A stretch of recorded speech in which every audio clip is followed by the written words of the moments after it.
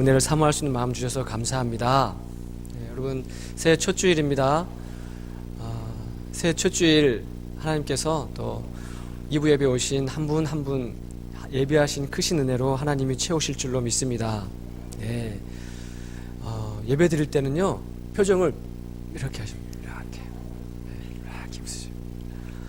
하나님 앞에 예배 드리는 이 소중하고 귀한 시간, 우리의 마음이 또 하나님을 향하여 활짝 폈으면 좋겠습니다. 열렸으면 좋겠습니다. 우리 새해를 시작하고 한 주가 이렇게 지났습니다.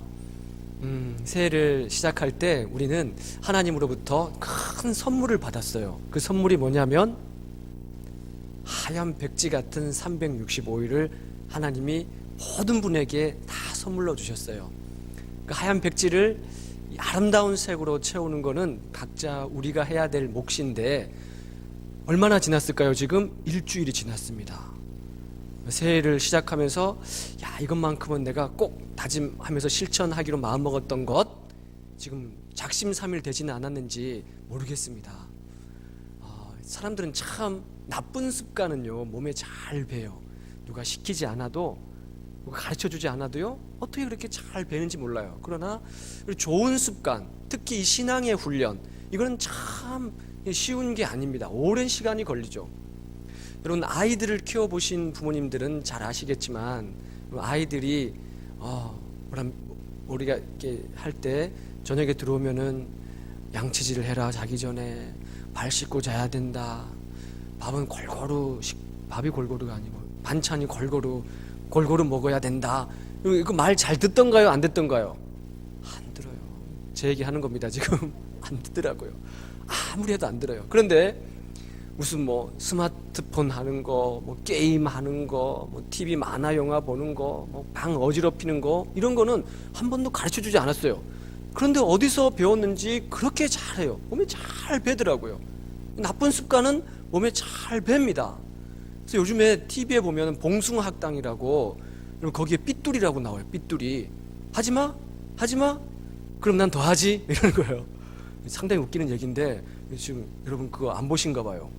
제가 하니까 썰렁해서 그런지. 먹지마 그러면 그럼 난 더 먹지, 그러면서 막 더 먹어요. 꼭 마음이 삐뚤어져 있어서 항상 반대로 행동을 하죠.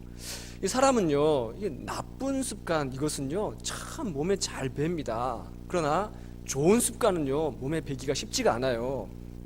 과학자들이 이런 얘기를 하죠. 우리 좋은 습관이 우리의 몸에 자연스럽게 배기 위해서는 21일이 필요하대요. 제가 한 얘기가 아니고요. 21일. 그러니까 올해를 시작하면서 내가 매일매일 꼭 말씀을 읽겠다라고 다짐을 하고 하루도 빼놓지 않고 21일을 읽으면 그 다음에 이제 좀 몸에 밴다는 거예요.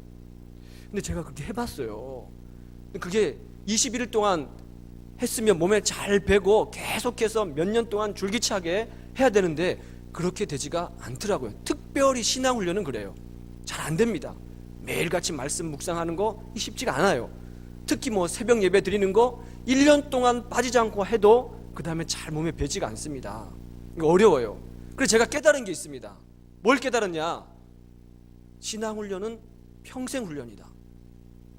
우리 옆분한테 신앙훈련은 평생훈련입니다. 평생훈련인 것 같아요. 평생훈련. 며칠 하고 말고 이러는 게 아니라요, 평생 내 부족한 것을 알고 하나님 앞에 또 엎드리고 또 체험받고 또 앞으로 나가고 평생 하는 훈련이 아닌가, 이런 생각이 들어요. 올해를 시작하면서 우리는요, 왜 이 신앙이 우리 삶에서 얼마나 중요한지, 왜 우리가 신앙을 붙들어야 되는지 이 말씀을 통해서 함께 나누기를 원하는데요, 오늘 본문에는요, 여러분이 참 잘 알고 있는 선지자가 등장합니다. 여러분이 알고 있는 선지자, 엘리야, 엘리사, 예레미야, 에스겔, 다니엘 쭉 나오는데, 그 중에 여러분이 제일 잘 알고 있는 선지자가 누굴까요? 이사야. 여러분이 알고 계시죠? 이사야. 오늘 본문은요, 하나님께서 이사야 선지자를 부르시는 내용입니다. 여러분이 잘 알고 있어요. 내가 누구를 보내며 누가 우리를 위하여 갈고, 주님 내가 여기 있사오니 나를 보내십시오. 이 본문에 나오는 오늘 말씀이 본문이거든요. 이 본문을 배경으로 복음성가도 있잖아요.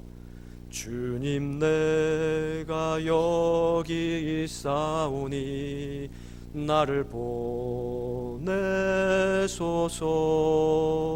나의 몸 주께 드리오니 주 받으옵소서.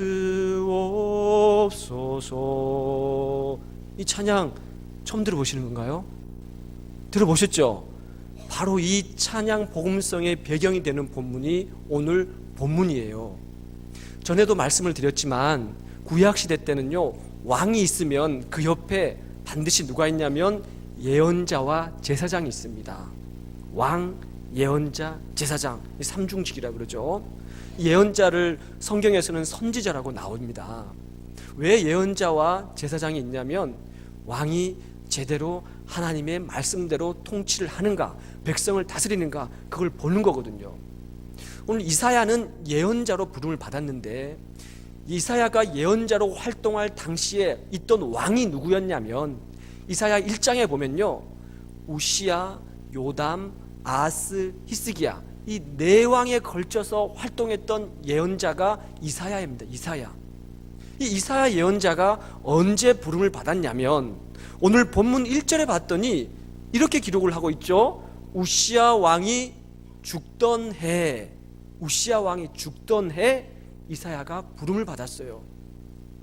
여러분, 우시야라는 왕은, 그러니까 아까 말했던 우시야, 요담, 아하스, 히스기야 중에서 몇 번째 왕이라고요? 첫째 왕이잖아요. 우시야 첫째 왕. 이 우시야가 첫째 왕이지만 남유다 전체를 들어서 봤을 때는 10번째 왕입니다. 우시야 왕이. 그런데 그 왕이 죽었어요. 한 나라의 왕이 죽었다 그러면 그것은 국가적인 위기입니다. 그리고 이 우시야 왕은 어떤 왕이었냐면, 왕들의 이야기를 기록한 역대하를 보면 거기 26장에 우시야 왕은 16세 때 왕이 되어서 장장 52년 동안 통치를 했어요. 남유다 전체 역사에 있어서 가장 경제적인 부를 이뤘던 시대가 바로 이 우시야 왕의 시대입니다. 성경에 보면요, 농사를 장려하고 포도원에 망대를 세우고 이 우시야 왕의 이름이 애굽 변방까지 떨치고 아주 강력한 통치력을 자랑했던 왕이 우시야 왕입니다. 그러니까 이 백성들의 머릿속에는 당연히 우시야 왕이, 저 왕은 정말 대단한 왕이야, 아주 강한 통치력을 갖고 있던 왕이야, 머릿속에 그렇게 인식을 하는 거죠. 그런데 그렇게 대단한 왕이 죽게 된 겁니다. 그때 어떤 일이 일어나냐면, 한 나라의 왕이 죽으면 반드시 그 옆에 있는 강대국들이 그 틈을 타고 침략을 해와요. 주변에 있는 강대국들은 호시탐탐 남유다를 쳐들어오기 위해서 노리고 있고, 백성들은 두렵고 불안한 가운데 떨고 있었어요. 그때가 우시야 왕이 죽던 해인데, 그때 그러면 이사야는 뭘 하고 있었는가? 왕 옆에 있었던 예언자인 이사야는 뭘 하고 있었는가? 오늘 본문에 봤더니 성전에 있었습니다. 성전에. 그래서 1절에 이렇게 말씀하고 있지 않습니까? 내가 본즉 높이 들린 보좌에 주께서 앉으셨는데 그 옷자락이 하늘로부터 주의 성전에 닿았더라, 덮었더라, 충만하더라, 이렇게 기록이 되어 있죠. 무슨 말입니까? 우시야 왕이 죽던 해 이사야는 성전에 있었어요. 여러분 지금 어디에 있죠? 성전에 있는 거 맞으세요?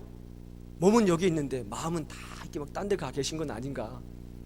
성전에 있었어요. 그럼 이사야는 그런 위기 상황에 성전에서 뭘 했을까요? 뭘 했을까요? 예배를 드리고 있었어요. 예배를. 본문의 정황상 이사야가 그때만 한 번 예배를 드린 게 아니에요. 늘 이사야는 성전에 엎드리고 예배를 드리고 있었어요. 집중해서 예배를 드리는데 깊은 예배 중에 고개를 들어서 올려다 봤는데 갑자기 이사야가 뭘 보게 됐냐면 저 공중 위에서 높이 들린 보좌가 있는 거예요. 그 보좌에 주께서 앉으셨는데 그 주님께서 입고 계신 옷자락이 하늘로부터 흘러내려와서 주의 성전을 덮고 있는 것을 이사야가 본 겁니다. 어떤 때? 우시야 왕이 죽은 위기 상황에 백성들이 두려워 떨고 있을 때, 그때 이사야가 예배 중에 뭘 체험했냐면 주의 옷자락이 성전을 붙들고 있는 것을 봅니다. 하나님의 영광이 주의 성전을 붙들고 있는 것을 체험을 하는 거예요. 사랑하는 교우 여러분, 이것이 왜 중요하냐면, 이것이 왜 우리 신앙에서 근원이 되는 거냐면, 우리는 봐야 됩니다. 봐야 돼요. 뭘 봐야 됩니까? 하나님께서 우리에게 임하는 것을 봐야 돼요. 주의 옷자락이 성전에 들여온 것을 봐야 됩니다. 여러분의 삶에 하나님이 영광 중에 임하시는 것을 봐야 돼요. 어떤 걸 통해 가지고요? 예배를 통해서 봐야 되는 겁니다. 주의 옷자락이 하늘로부터 흘러내려서 주의 성전에 덮고 있다는 것은요, 하늘과 땅이 무관하지 않다는 겁니다. 우시아 왕이 죽은 것, 나라의 위기가 빠진 것, 백성들이 두려워 떨고 있는 것, 이것이 땅의 일만이 아니라 곧 하나님의 일이라는 것을 보여주고 있는 거예요. 사랑하는 교우 여러분, 여러분의 삶이 하나님과 아무 상관이 없는 것이 아닙니다. 여러분의 삶의 모든 모습들, 겪고 있는 것들, 그것은 다 하나님과 연관이 되어 있어요. 그런데 이것을 하늘과 땅이 잇대어 있는 것을 언제 깨닫고 느끼게 되냐? 예배를 드릴 때입니다. 예배를 드릴 때. 예배 중에서 이사야가 하늘 저 높이 떠있는 보좌가, 거기에서 흘러내린 옷자락이 이사야의 삶을 덮고 있는 것을, 성전을 덮고 있는 것을 체험을 한 거죠. 예배는 하늘과 땅을 잇는 통로가 되는 겁니다. 하나님과 여러분의 삶을 연결하는 통로가 되는 것을 보는 것이 예배입니다.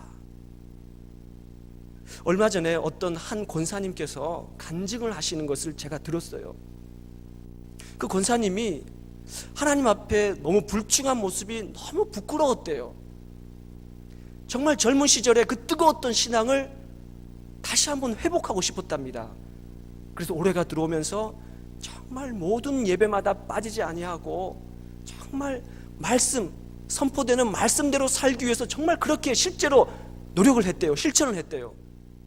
그러다가 어느 날 주일 예배를 드리는데, 정말 간절한 마음으로 예배를 드리는데, 예배 중에 십자가가 내 속으로 들어오는 것을 체험을 했대요.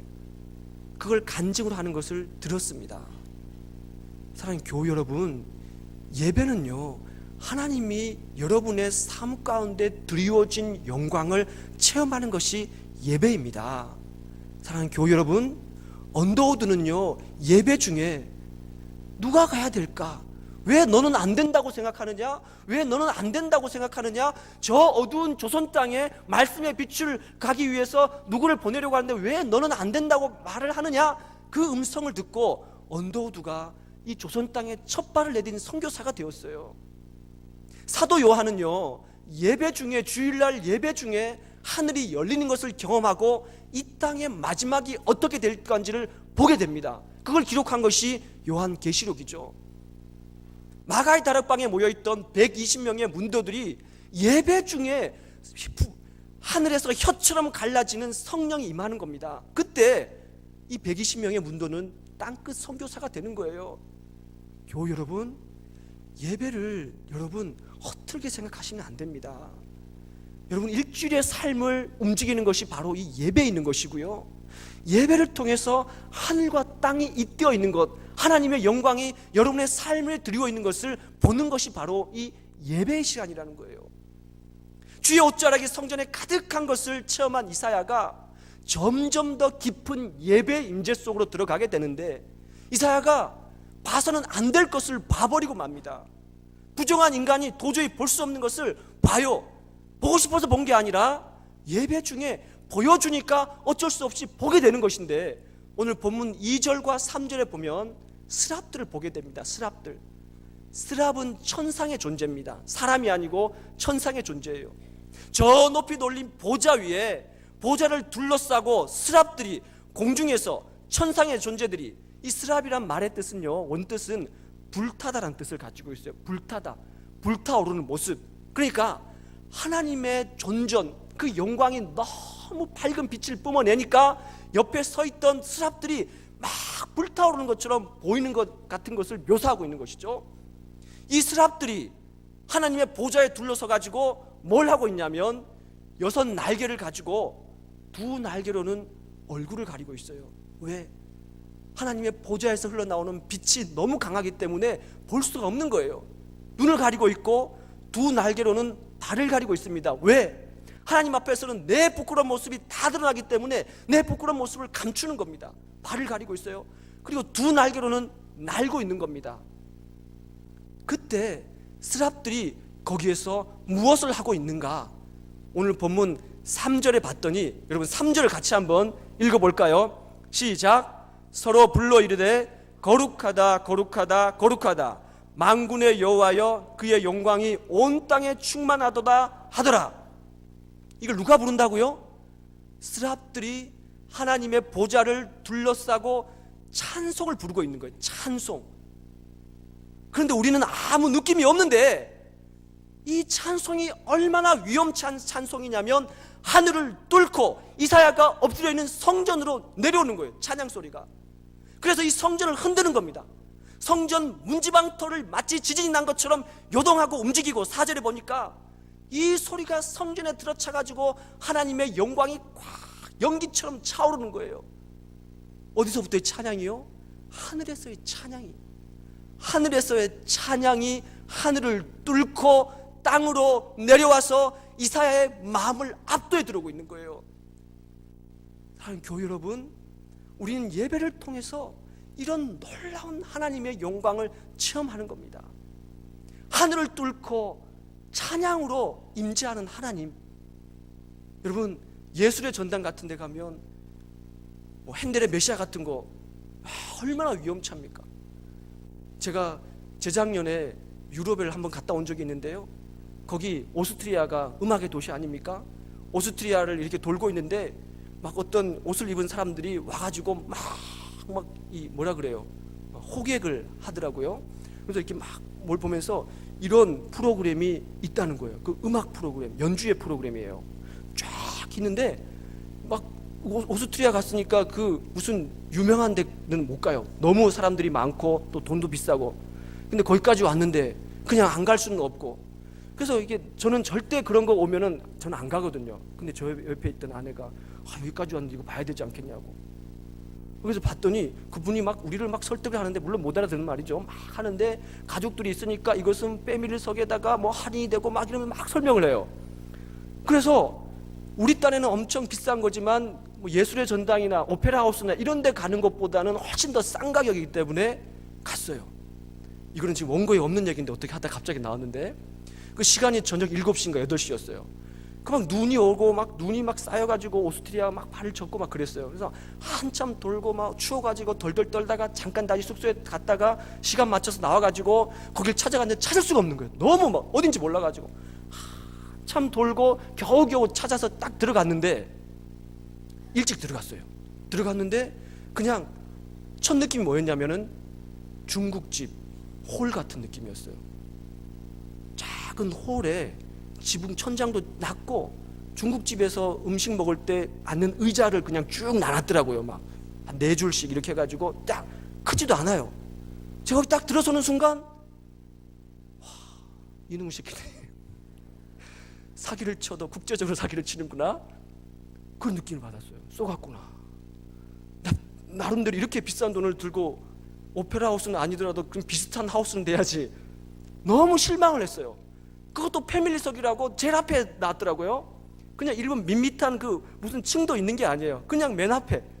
그냥 맨 앞에 부끄러워가지고 도대체 그냥 저 뒤에 앉으면 낫겠는데 맨 앞에 앉았는데 한참 있으니까 저 같은 사람들이 막 들어오더라고요. 쏘은 사람들이 국제적으로 들어와요. 여기저기 막 앉는데 시간이 되니까 꽉 차더라고요. 근데 또 막 시간 정확하게 돼야 돼요. 기다려야 돼요. 시작을 안 하더라고요. 그러니까 시간이 딱 되니까 어떤 한 남자가 저기서 쭉 나오더니, 그러나 요만한 통로, 요만한 그 공간이에요. 거기서 이렇게 나오더니 뭐 앞에서 뭐라고 막 설명을 하더라고요. 막 이렇게 설명을 해요.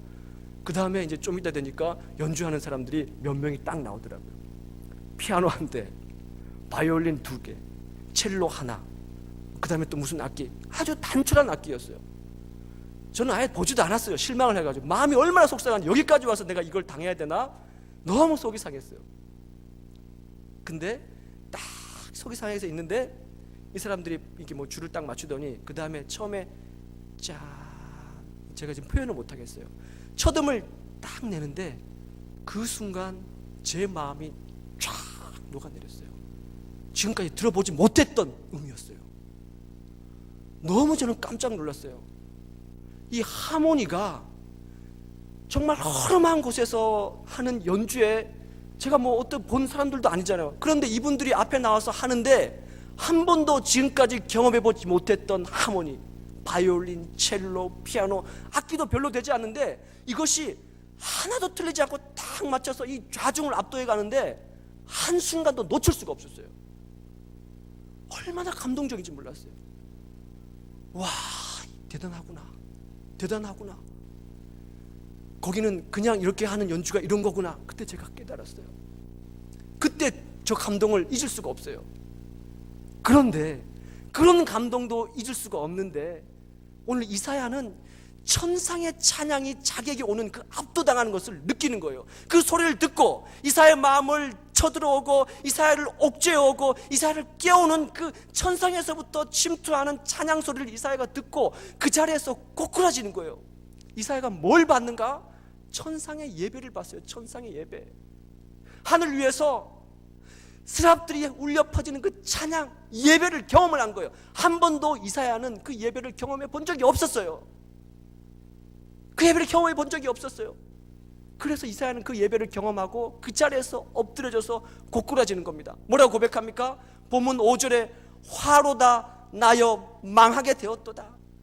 내가 부정한 사람 중에서 부정한 입술을 가지고 내가 어떻게 저 하나님을 찬양하고 하나님을 볼 수가 있을까? 진정한 예배의 경험이 되니까 그제서야 내 부족한 모습이 드러나게 되는 겁니다. 천상의 찬양, 천상의 예배가 이사야에게 경험이 되니까 너무나 부끄럽고 추한 자신의 죄된 모습이 실루라기 하나 남지 않고 그대로 다 드러나게 되는 거예요. 나는 죄인이구나. 나 같은 자가 어떻게 주님을 찬양할 수 있을까? 나 같은 자가 어떻게 주님의 부름을 받을 수 있을까? 통곡하는 소리가 들려오는 거예요. 사랑하는 교회 여러분, 예배는 이런 겁니다. 우리가 진정한 살아있는 예배를 경험하게 되면 우리의 부족하고 연약한 모습이 예배 가운데 드러나게 되는 거예요. 왜 하나님은 옷자락으로 성전을 덮으시고 성전 문지방이 요동하는 그 지진으로 이사야를 찾아오시고 왜 자욱한 성전 안에 가득한 영광으로 찾아오시는가?